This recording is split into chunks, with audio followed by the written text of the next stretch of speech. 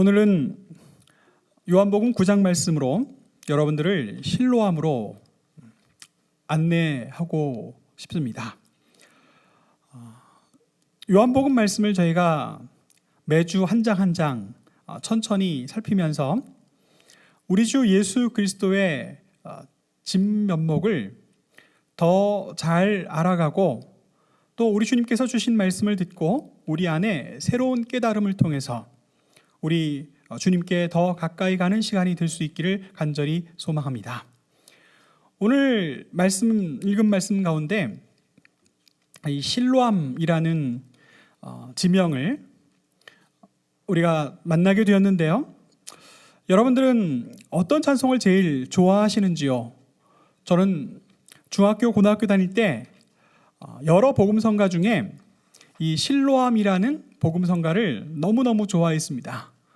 그래서 학교를 오가는 그 등하굣길에 옆에 주위에 누가 있든 말든 이 실로암이라는 이 복음성가를 큰 소리로 부르고 갔던 적이 있습니다. 그래서 친구들이 저를 보면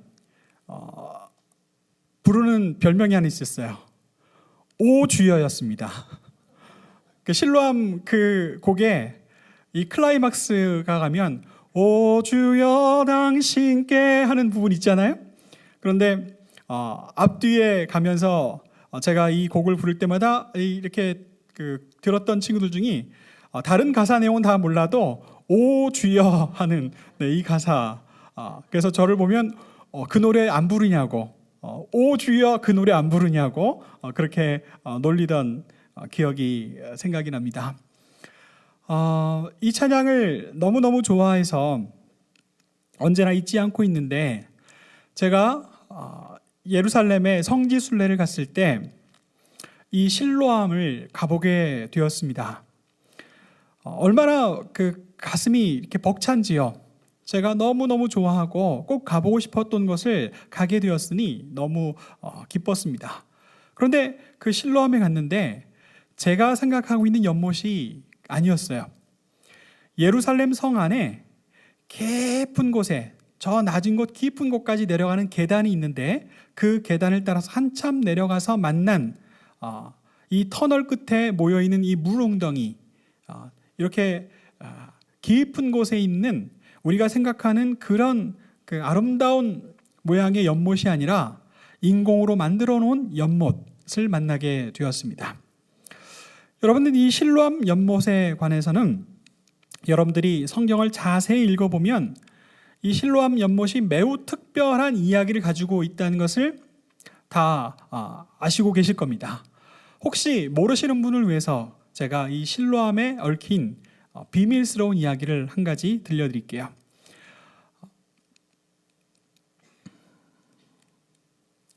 네, 실로암 어떻게 만들어졌는지 소개를 한다면, 지금 이스라엘을 중심으로 이스라엘 머리 위에는 큰 제국 아시리아라는 나라가 그 제국을 일으키고 크게 번성했습니다.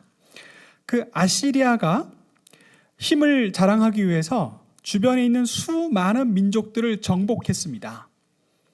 그리고 눈에 가시 같았던 이스라엘과 유다도 침략해 왔죠. 성경에 이렇게 기록되어 있습니다. 아시리아가 북이스라엘을 침략해 와서 사마리아 성을 모두 에워싸서 포위한 이후에 하루 이틀, 한 달, 두 달, 석 달 시간이 가기를 기다리고 있었죠. 이게 아시리아의 공격하는 방법입니다. 성을 에워싸고 포위한 다음에 쥐새끼 한 마리 나오지 못하도록 꽉 막아놓으면 시간이 지나면 그 성 안에 모아두었던 식량이 다 떨어지고, 그리고 비가 오지 않는 기간 동안에는 마실 물이 다 말라버리면, 먹을 것이 없고 마실 물이 없으면 견디다 못해 두 손 들고 포위하고 있는 그 아수르군에게 항복하는 것이 일반이었습니다. 사마리아 성을 포위한 그 아시리아, 시간이 흐르고 흘렀더니 정말 그들의 계획대로 사마리아에는 더 이상 먹을 것이 없게 되었고 그리고 마실 물이 점점점 사라지고 말았습니다. 나중에 먹을 것이 없게 되니 그 사마리아 성 안에서 비참한 일이 벌어졌어요. 사람이 사람을 잡아먹는 일이 벌어졌습니다. 부모가 어린 아이를 잡아먹는데 성경은 이렇게 묘사하고 있습니다. 오늘은 내 아이를 삶아 먹자. 그리고 내일은 네 아이를 잡아먹자. 이런 일이 벌어졌습니다. 결국 사마리아는 아시리아에 의해서 멸망당하고 말았죠. 그렇게 북이스라엘을 멸망시킨 아시리아가 바로 예루살렘을 공격해 왔습니다. 예루살렘을 똑같이 에워싸고 포위하고 시간이 가기를 기다리는 전략을 쓰고 있었죠. 그런데 이게 웬일입니까? 한 달이 지나고 두 달이 지나고 6개월이 지나고 이제 거의 1년이 다 되어 하는데도 예루살렘 안에 있는 사람들은 끄떡이 없는 거예요.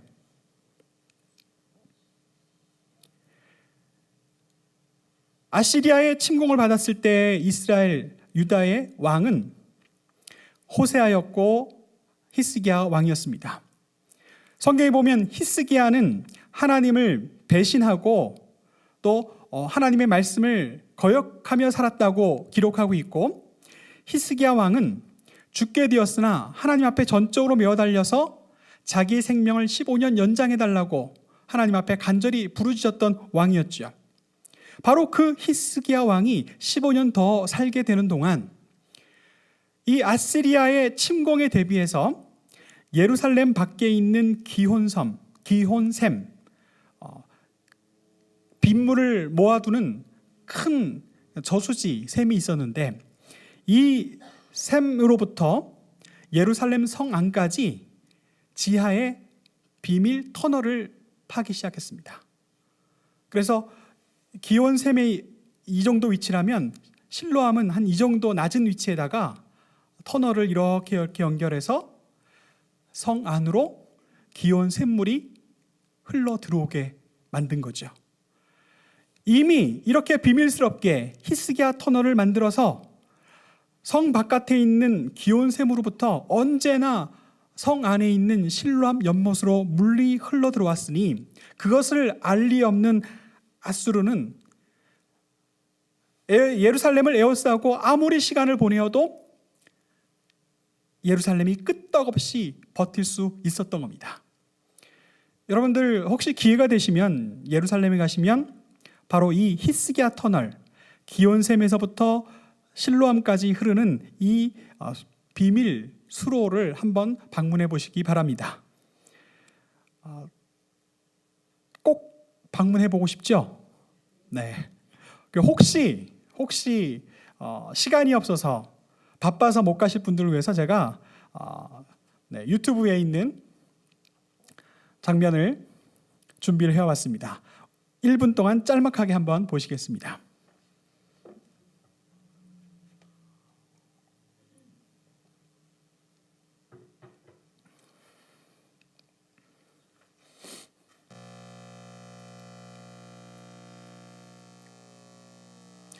네, 이게 예루살렘인데요.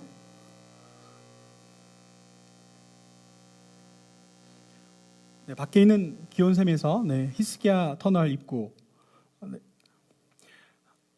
모든 관광객들에게 언제나 항상 이렇게 오픈하지는 않습니다.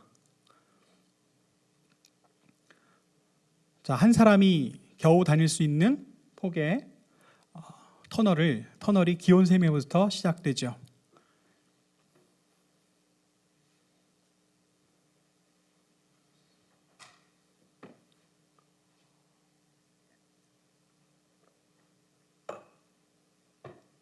총 길이는 533m.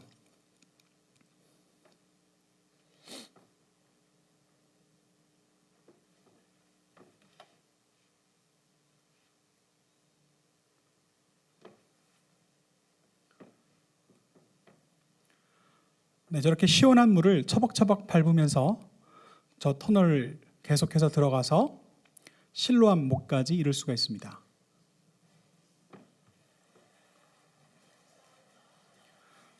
공사하는 방법은 성 안에 있는 실로암에서 굴을 파고 또 바깥에 있는 기온샘에서부터 굴을 파서 서로 계산한 다음에 중간에서 딱 만나서 그 터널을 서로 잇는 방식으로 지었죠.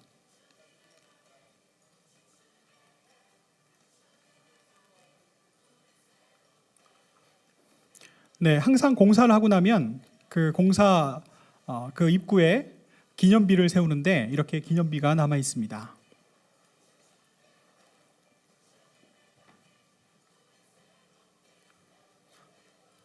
네, 드디어 실로암까지 통하여서 나왔습니다. 네, 여기가 실로암 연못이고요. 이제 계단을 올라가면 저렇게 예루살렘 성으로 올라갈 수가 있습니다. 그러니까 예루살렘 성 안에서 계단을 타고 쭉 지하로 내려가면 저렇게 실로암을 만날 수가 있습니다. 네, 여기까지 보도록 하겠습니다. 오늘 우리가 읽은 본문 말씀 내용은 아주 간단한 이야기입니다.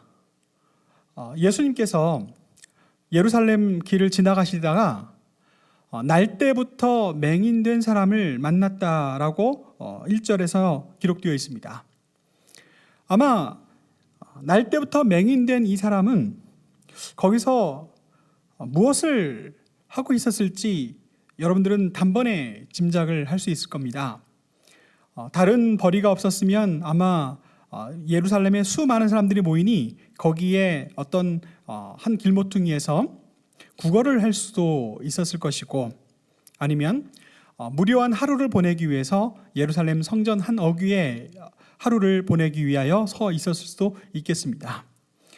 예수님께서 날때부터 맹인이었던 그 일을 불러다가 침과 진흙으로 이겨서, 손바닥으로 이겨서 그것을 그의 눈에 바릅니다. 그리고 그에게 실로암 연못에 내려가서 그 눈을 깨끗이 씻으라고 말하죠. 날때부터 맹인이었던 사람은 예수님께서 갈릴리와 온 유대를 다니면서 수많은 사람들을 고쳤다는 그 명성을 들었기 때문에 예수님께서 그렇게 하라 하시니 그 말씀을 순종해서 실로암 연못에 내려가서 그 눈을 깨끗이 씻었습니다. 그랬더니 날때부터 맹인이었기에 한 번도 이 세상을 제대로 본 적이 없었던 그의 눈앞에 이 세상의 광경이 펼쳐지기 시작했습니다. 예수님께서 맹인을 보게 하셨다 하는 이 이야기가 이 요한복음 9장의 가장 기본적인 이야기예요. 그런데 이 이야기 안에 앞과 뒤에 우리가 조금 더 살펴보고 또 묵상해야 될 말씀들이 있습니다. 먼저는 예수님께 제자들이 날때부터 맹인된 그 일을 보고 질문을 해요.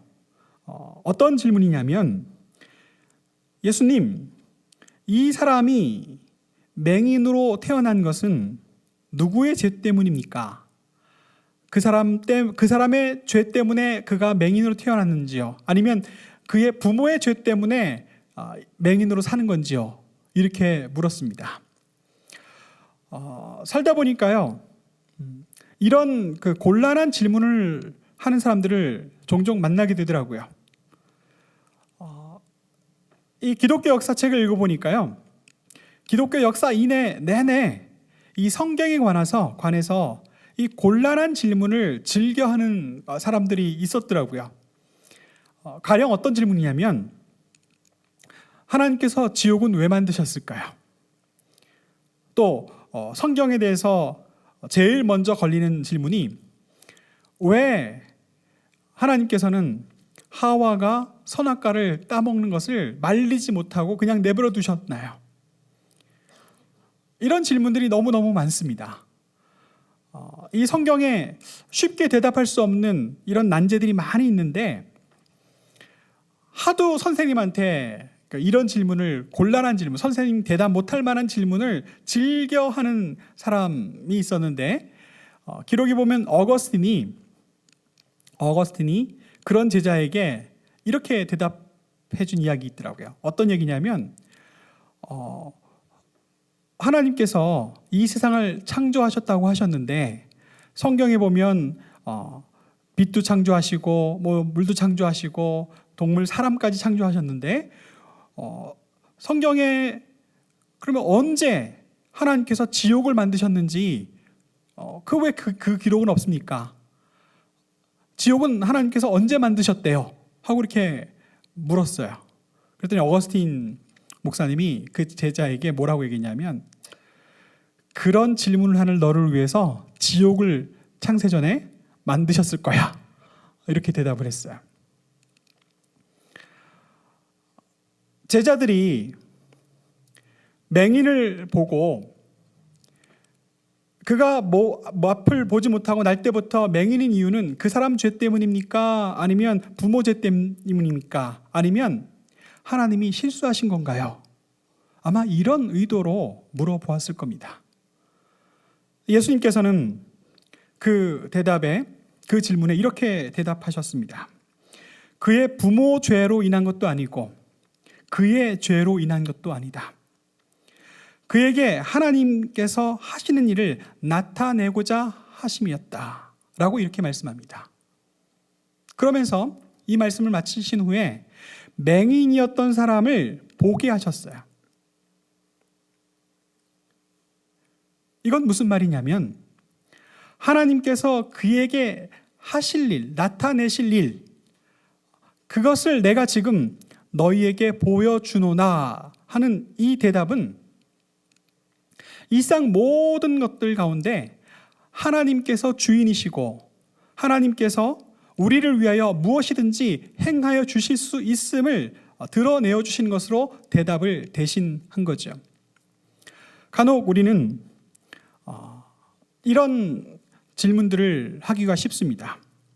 어떤 일이 잘못되었는데, 어떤 일이 망가졌는데 제일 먼저 우리가 서로 이야기하는 것은 누구 때문에, 뭐 때문에 이렇게 잘못됐느냐라는 거죠. 그걸 따지는 것이 제일 먼저 할 일이라고 생각합니다. 그러나 예수님께서는 그거를 따지는 것이 아무런 의미가 없음을 친히 보여주셨어요. 그 다음에 두 번째 도전은 바리새인들이 하고 있습니다. 이번에는 맹인이 보게 되어서 수많은 사람들이 놀랐고 그것이 예루살렘에서 소문이 났어요. 그랬더니 바리새인들이 맹인이었던 자를 불러놓고 붙잡아다 놓고 사람들한테 물어보는 겁니다. 이 사람 진짜 옛날에 맹인 맞냐? 정말 이 사람 못 보던 사람 맞냐? 그렇게 물어보는 거죠. 그런 다음에 그가 맞다고 얘기하고 주변 사람들도 그가 옛날에는 못 봤지만 예수님 때문에 이제는 보게 됐다고 증언하니 바리새인들이 이렇게 묻는 거예요. 이렇게 도전하는 겁니다.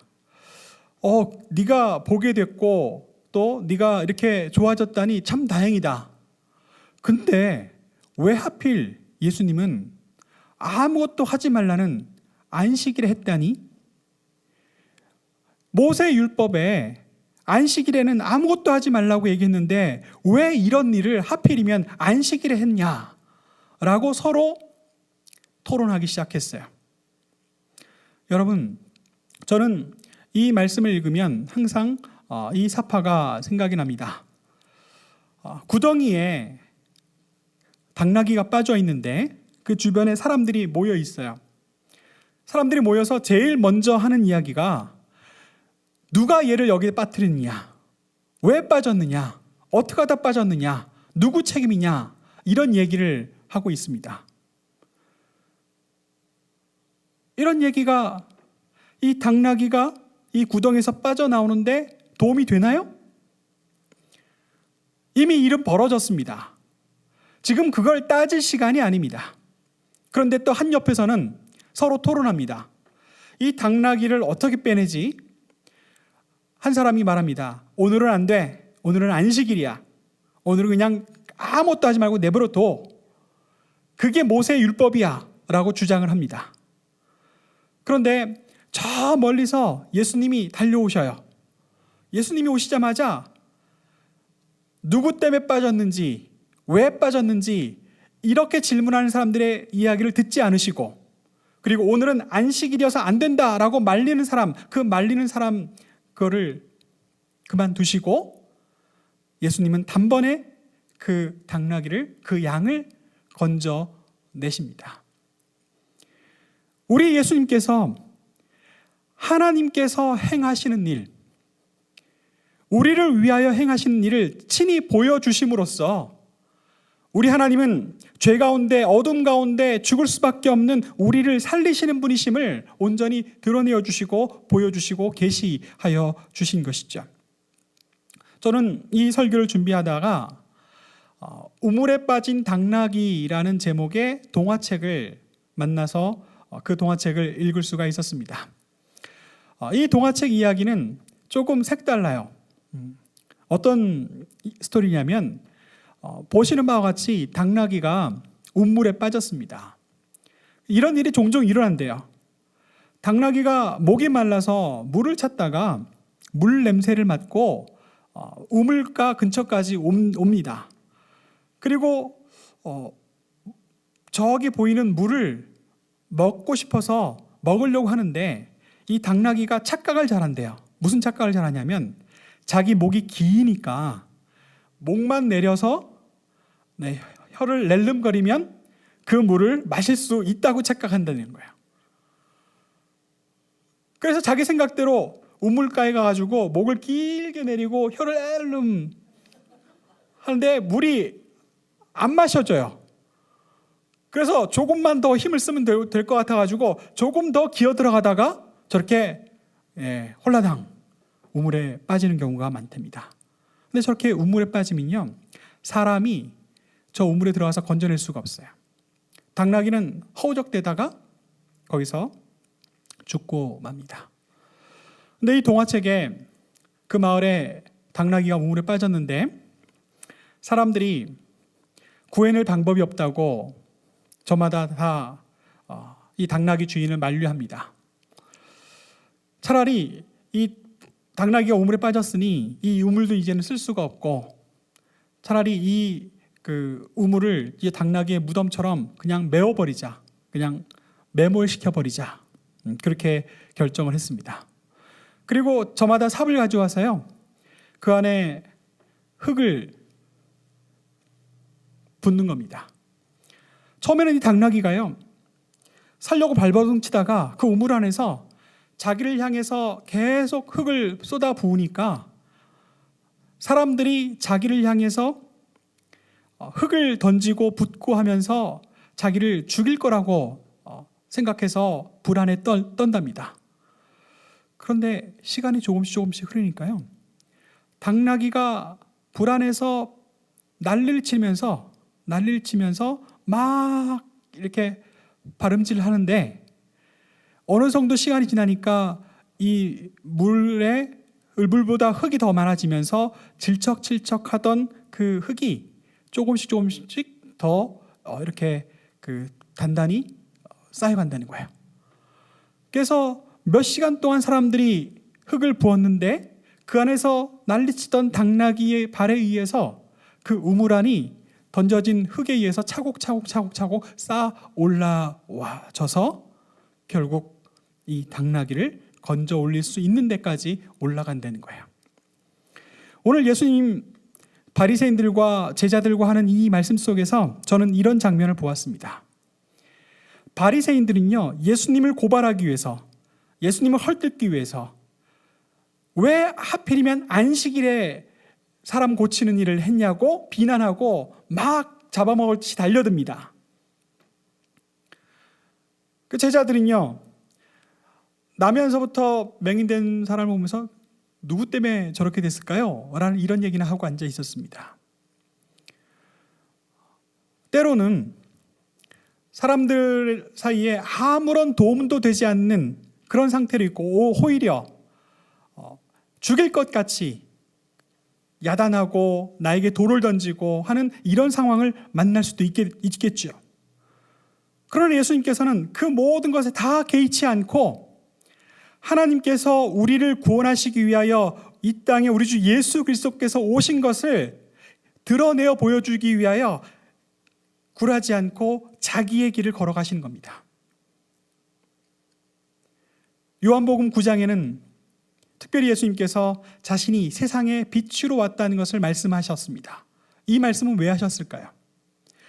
평생 동안 어둠 속에서 아무것도 보지 못했던 사람, 이 사람에게 빛을 비춰주셔서 보게 하셨던 것처럼 세상은 이러저러한 악과 죄로 어두워질 수밖에 없지만 이런 세상의 모든 죄를 대속해 주시고 구원하시기 위하여 우리 주께서 이 세상에 빛으로 오셨다는 것을 꿋꿋하게 말씀하시고 말씀하실 뿐만 아니라 이 예루살렘 성 안에서 도처에서 우리 하나님의 나라의 이 복음을 전하고 그 증거를 보여주시는 일을 하셨습니다. 오늘 바리새인들에게 한 예수님의 마지막 말씀을 우리는 주목하여 들을 필요가 있습니다. 예수님께서 이렇게 말씀하십니다. 내가 심판하러 이 땅에 왔으니 보지 못하는 자들은 보게 하고 또 보는 자들은 맹인이 되게 하려 함이니라. 이 말씀은 정말 무서운 말씀이에요. 우리 주 예수 그리스도에 의해서 빛으로 조명되는 사람들은 보게 될 것이고 이 세상에서 나밖에 없다, 또 돈을 위해 산다, 명예를 위해 산다, 아둥바둥 산다, 하나님은 없다, 이런 교만 속에 있는 사람들은 우리 주 예수 그리스도의 그 심판 앞에서 어둠을 향해 가는 심판받을 수밖에 없는 자들임을 무서운 말씀으로 선포하고 계신 겁니다. 사랑하는 성도 여러분, 오늘 저는 이 실로암에 관한 말씀을 전하면서 제가 왜 이 어릴 때부터 이 실로암이라는 이 찬양을 좋아했는지를 꼭 말씀드리고 싶어요. 우리 모두는 다 볼 수 있는 사람들입니다. 그러나 우리 주 예수 그리스도를 만나서 볼 수 있는 이 눈과 함께 우리 하나님의 말씀을 깨달을 수 있는 영의 눈도 밝아지고 떠서 우리 하나님만 바라보며 우리 하나님만 온전히 예배하며 사는 그 삶을 살아가는 그 소망이 내 안에 있음을 함께 고백합니다. 여러분들 이 찬양을 좋아하시면요, 또 이 찬양을 다 아시면 이 찬양을 함께 불러보고 오늘 말씀을 마치도록 하겠습니다. 네, 가사 다 보이시죠? 네, 반주 부탁드리겠습니다.